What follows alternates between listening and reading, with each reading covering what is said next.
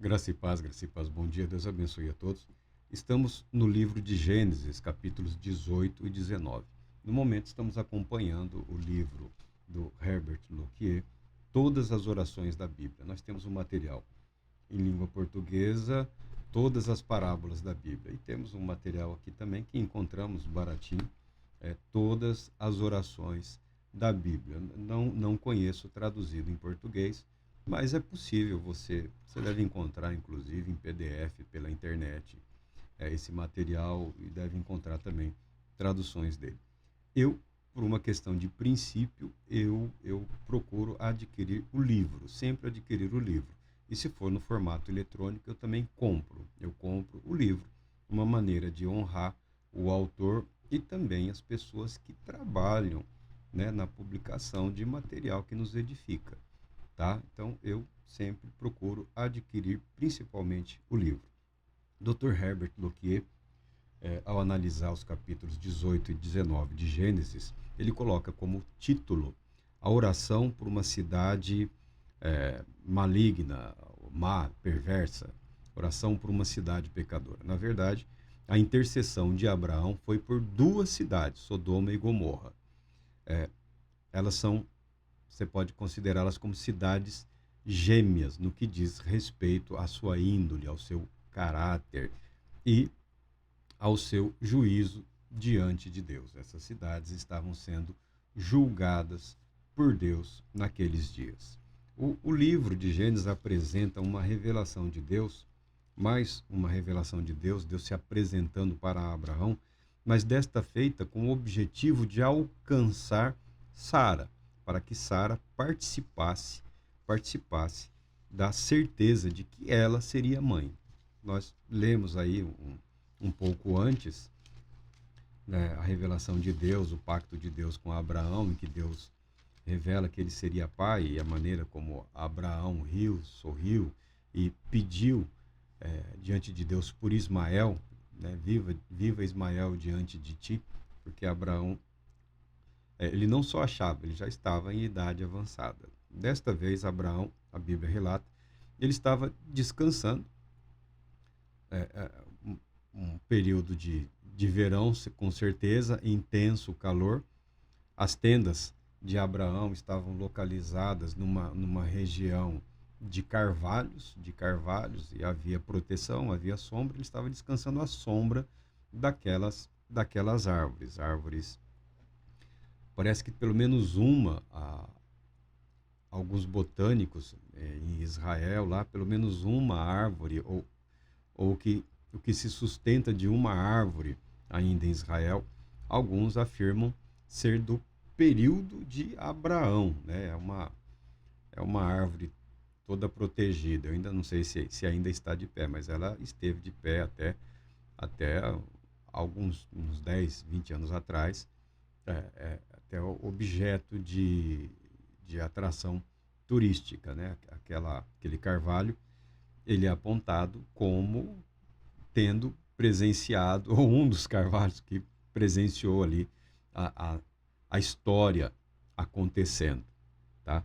Abraão estava descansando, como é comum nessas regiões de intenso calor. No período de maior calor, as pessoas param para descansar, e de repente ele viu diante dele três homens. Como era o costume daquela época, tá? É um costume, como era o costume daquela, é um hábito. É, ele ele correu em direção daqueles homens e pediu que eles ficassem na sua companhia. Hospitalidade. Hospitalidade era uma regra universal naquela região, naquele período antigo, tá? Essa era a prática, esse era o que se esperava de alguém que tivesse condições de receber em sua casa ou nas suas tendas um viajante, um peregrino, porque o dia, o intenso calor, e a noite era intenso frio. A pessoa ficar exposta a essas variações de temperatura era algo terrível. Abraão, homem hospitaleiro, a própria Bíblia declara, recebeu anjos em sua casa. Os teólogos têm um nome para isso. Quando Deus se revela, Deus se manifesta de uma forma visível, como um homem ou como um anjo. Tanto faz você dizer que é um homem ou um anjo. Tá? Há no Antigo Testamento a figura do anjo do Senhor. Tá? Uma figura reconhecidamente humana, que é vista, interpretada como uma manifestação do anjo do Senhor.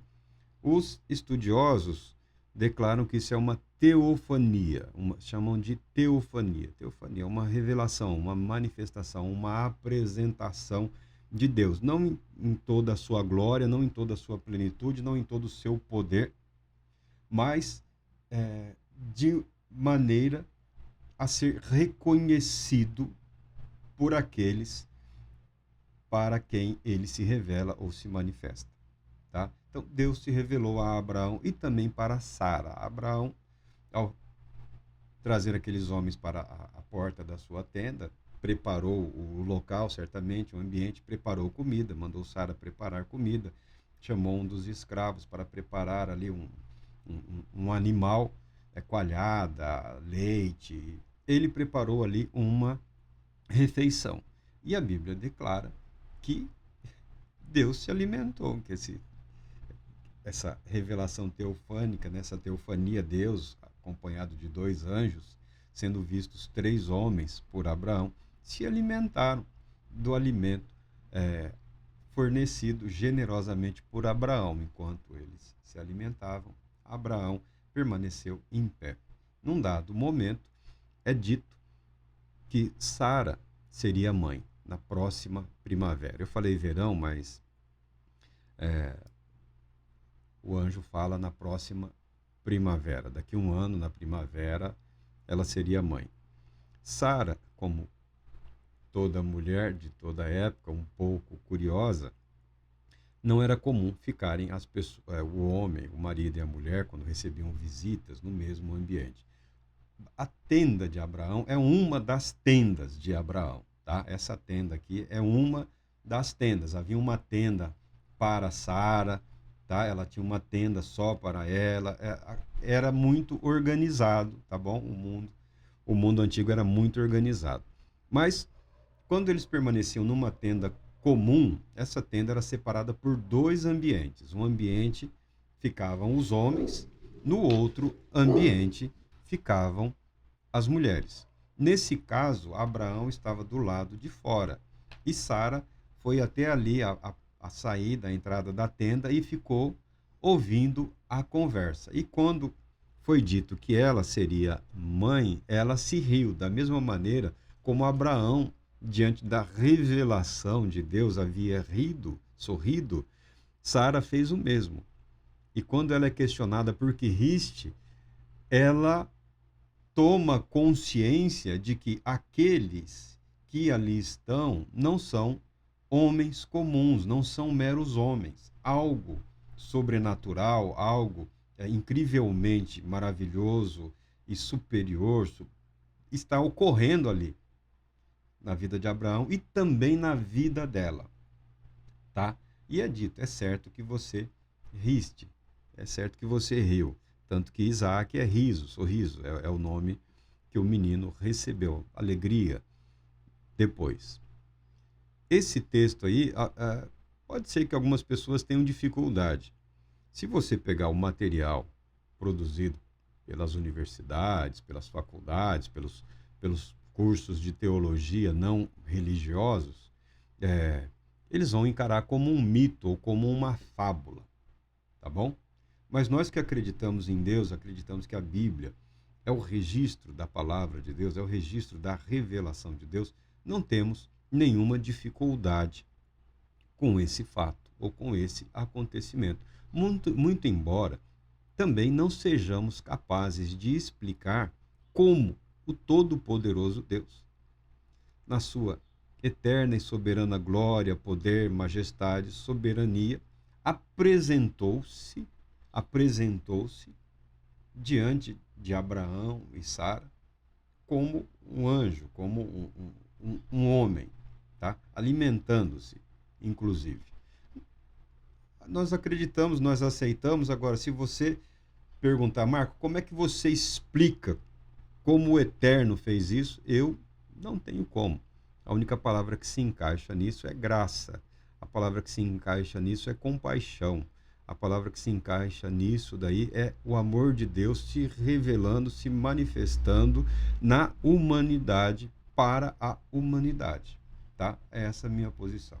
Os cristãos, quando releem as Escrituras, alguns falam numa cristofania, mas aí você já está acrescentando um conhecimento posterior, uma revelação posterior para reinterpretar um evento pretérito, um evento anterior.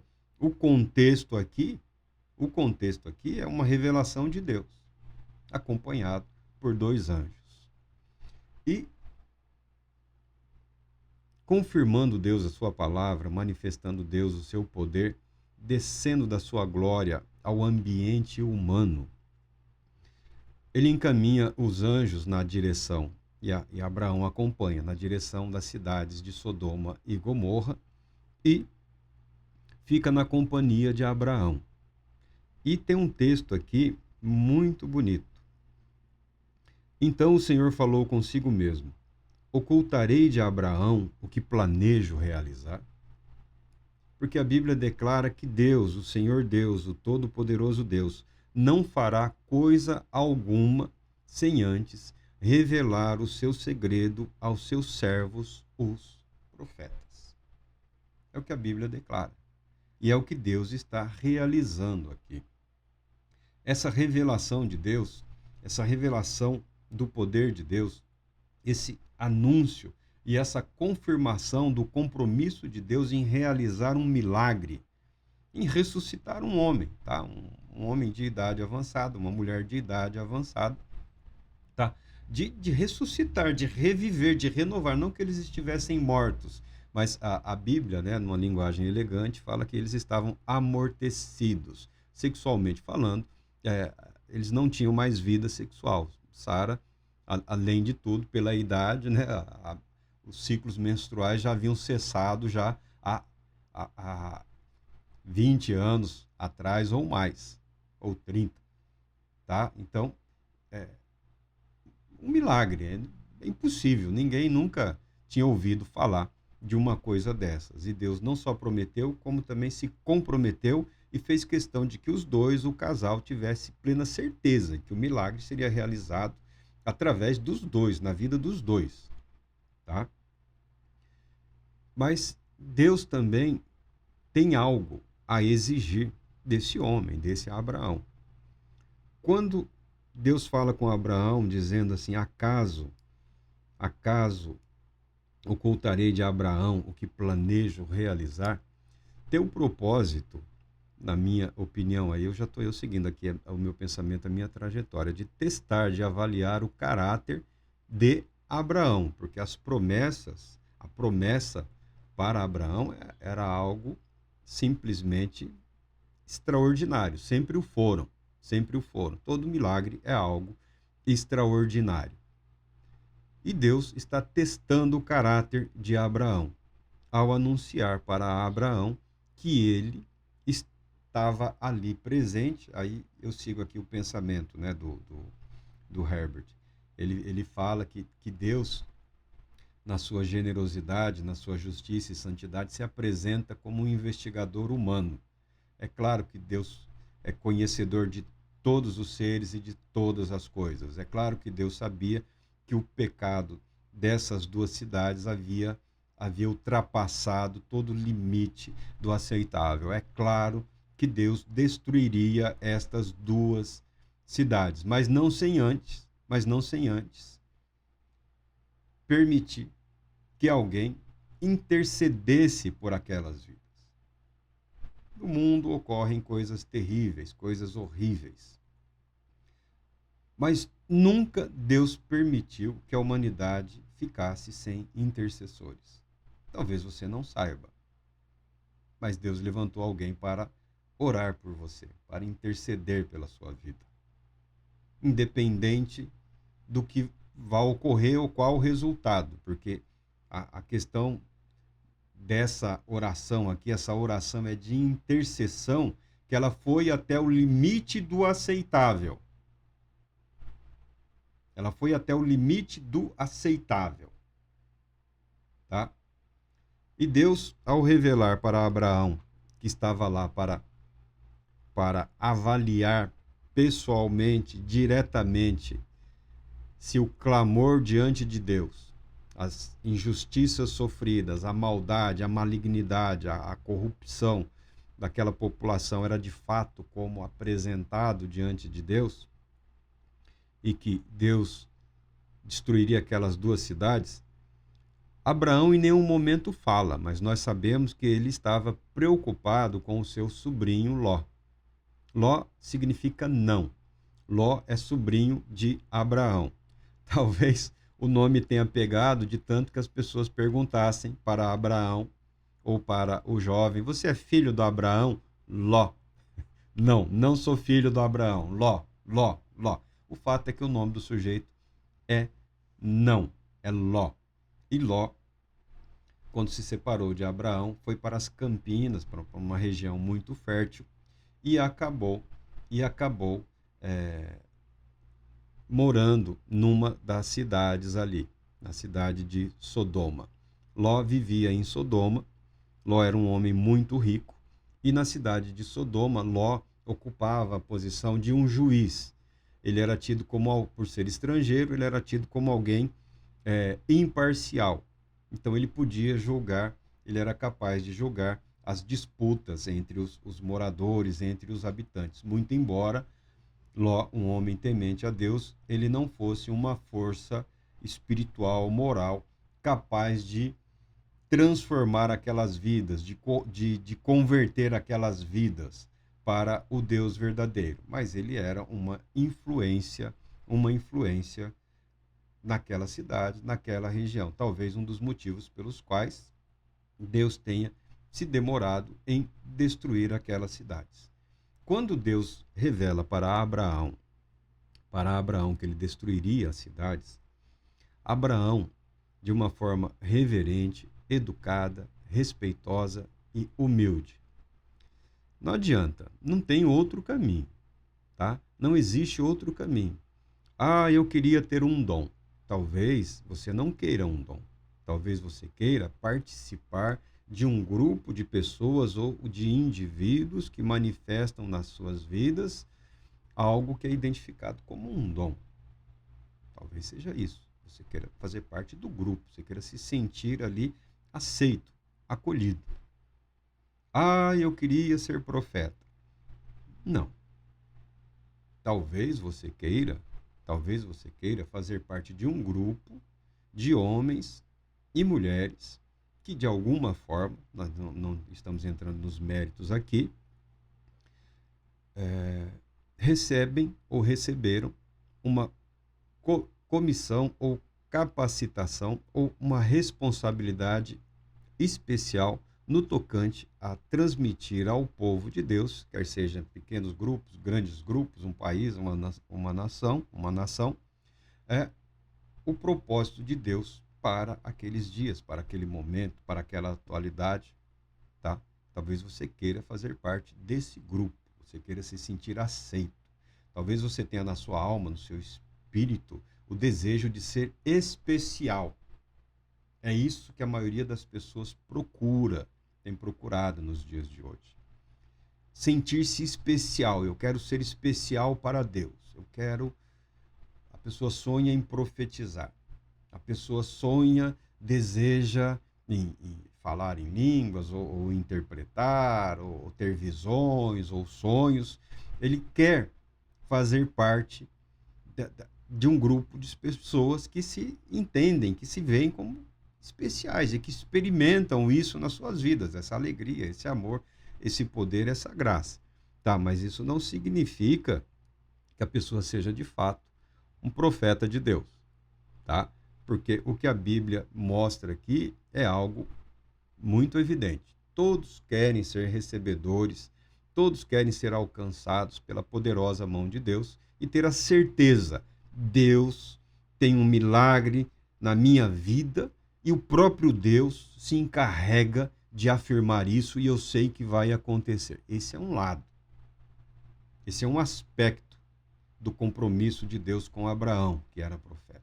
O outro aspecto é Deus testando e Deus provando o homem Abraão. O homem abençoado, o homem galardoado, o homem comissionado por Deus para ser referência para boa parte do mundo que crê em Deus. As religiões monoteístas aí, o cristianismo, o judaísmo, o islamismo, Abraão é o pai da fé. Abraão é o homem, Abraão é a referência. Este homem que se tornaria a referência, Deus revela a sua vontade e o que vai fazer. Deus está testando Abraão. A intercessão de Abraão salvou as cidades de Sodoma e Gomorra? Não. A intercessão de Abraão não salvou a cidade de Sodoma e Gomorra. Mas Abraão nunca citou o seu sobrinho. É claro que ele estava preocupado com o seu sobrinho. E Abraão arriscou nesse ato, nessa proximidade com Deus. Ele começa falando, condenaria o justo com o ímpio, o juiz de toda a terra, não fica bem. Eu acho interessante isso, eu acho bonito. Eu acho assim, a misericórdia de Deus é algo assim que vai além da nossa capacidade de compreensão. Abraão está aconselhando Deus, né? Como se Deus precisasse do conselho humano. Abraão está aconselhando, não vai ficar bem se o Senhor destruir o ímpio com o santo. Que o Deus justo faça justiça, ninguém se opõe. E também não adianta se opor, porque Deus não vai deixar de fazer justiça só porque as pessoas não querem, tá? Agora, Abraão está aconselhando, fala, Senhor, vai que tem 50 justos naquela cidade e o Senhor destrói os justos junto com os ímpios. E Deus concorda. Por amor a 50 justos, não destruirei a cidade. Aí Abraão, que iniciou a intercessão, ele prossegue nesse caminho da intercessão, de 50 para 45, de 45 para 40, de 40 para 30, de 30 para 20, de 30 para 10, aí Deus encerra a conversa. Por amor dos 10, não destruirei a cidade. E Abraão não consegue falar mais nada, porque não há mais nada que Deus estivesse disposto a ouvir de Abraão. Porque os anjos que para a cidade foram com o propósito de resgatar Ló e a família, o sobrinho de Abraão. E a oferta foi estendida até os noivos das filhas dele. E nós sabemos que só escaparam com vida Ló e 2 filhas, e 2 das filhas. E daí em diante, a vida de Ló também foi marcada pelo medo. Foi marcada pelo medo, e o medo não é amigo, o medo não é conselheiro, o medo levou a outros pecados, outras consequências, e aí a história segue-se a história de Ló aí, que não é o nosso caso. Alguns comentaristas falam, né, mas por que Abraão não pediu só por 5 ou por 1? Porque o intercessor, aquele que está sendo convocado para interceder diante de Deus, ele está sendo convocado para assumir uma posição que não dá a ele nenhum poder ou autoridade sobre a vontade de Deus. Ah, Deus me deu o dom da intercessão. Não é um dom, é uma responsabilidade. Ah, eu tenho um ministério. Então é responsabilidade, não é um dom. Não é um dom. Ah, eu não quero. Não tem que escolher. Tem que interceder. Se o mal foi pré-anunciado, o santo tem que interceder por aquelas vidas. Se o bem foi pré-anunciado, o santo tem que interceder por aquelas vidas para que eles não se desviem e o bem se transforme em mal. Ah, mas Deus determinou o mal. Deus não nos chamou para sermos aí confirmadores da justiça e do juízo. Salvos pela graça, cremos no evangelho da graça, vivemos pela fé. A missão da igreja é interceder pelo mundo pecador ao seu redor. à sua volta. Esse é o propósito. Ah, mas está escrito que é evangelismo. Meu irmão, não há diferença nenhuma. É uma questão de palavras. Mas se você está proclamando o evangelho, você está intercedendo por aquelas vidas. Se você está orando, você está abençoando. Se você está clamando para que Deus não execute juízo e justiça agora, que tenha misericórdia e compaixão, você está apresentando Cristo Jesus, o libertador, o salvador, aquele que santifica, que purifica, que restaura, que renova e que concede vida. Então, a oração de Abraão por essas duas cidades, que são apresentadas como uma, porque são cidades gêmeas, né, espiritualmente falando, participam dos mesmos pecados e sofreram a mesma condenação, Sodoma e Gomorra. Essa oração de intercessão, ela tem o objetivo de testar o caráter de Abraão. Deus revela a si mesmo para Abraão e para Sara, e Deus também revela para Abraão quem ele é e o homem que ele deve ser, até os limites propostos pelo próprio Deus. Não tenha ilusão de que a nossa oração move a mão de Deus. Não.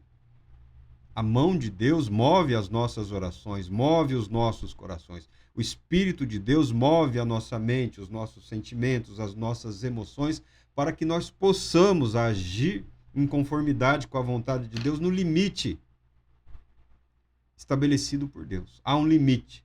Ninguém também é obrigado a ficar dia e noite chorando, lamentando, clamando por quem quer que seja. Há um limite. Se você aprender, se você se dedicar, se você atuar, você perceberá que há um limite. Chega um momento em que o seu corpo rejeita, a sua mente rejeita, o seu espírito rejeita. Chega. Acabou. Esgotaram-se as palavras, não há o que ser dito, não há o que ser falado. Cada um segue o seu caminho, que Deus faça o bem que ele propôs fazer para todos nós. Há um limite. Então, Abraão esbarra aqui, o amigo de Deus, né, chamado amigo de Deus, ele esbarra na responsabilidade. Ele é agraciado. Com a graça vem também responsabilidade, tá? Vem o compromisso. E Abraão se entrega. Abraão se entrega a tudo que Deus exige dele. Abraão intercede até o limite, até 10. Se 10 houverem, eu não destruirei a cidade. E Deus encerra o assunto.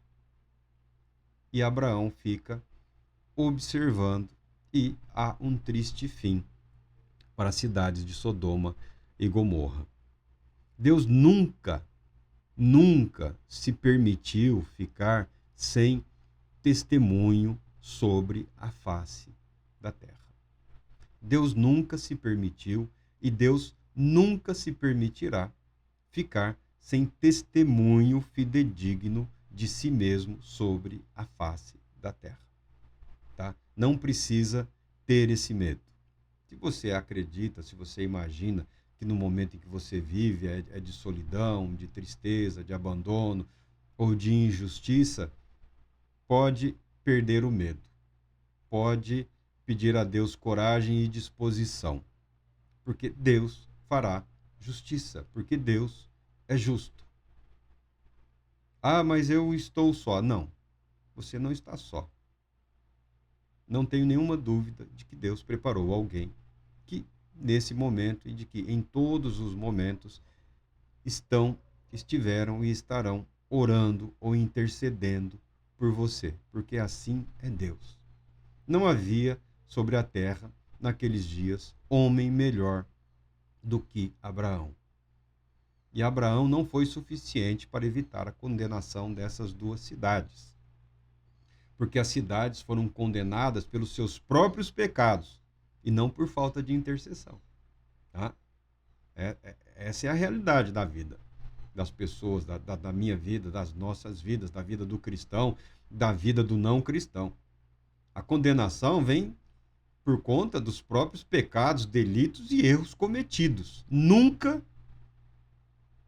por falta de intercessão, nunca por falta de oração, Nunca por Deus não ter preparado alguém para tentar evitar que o mal se consumasse.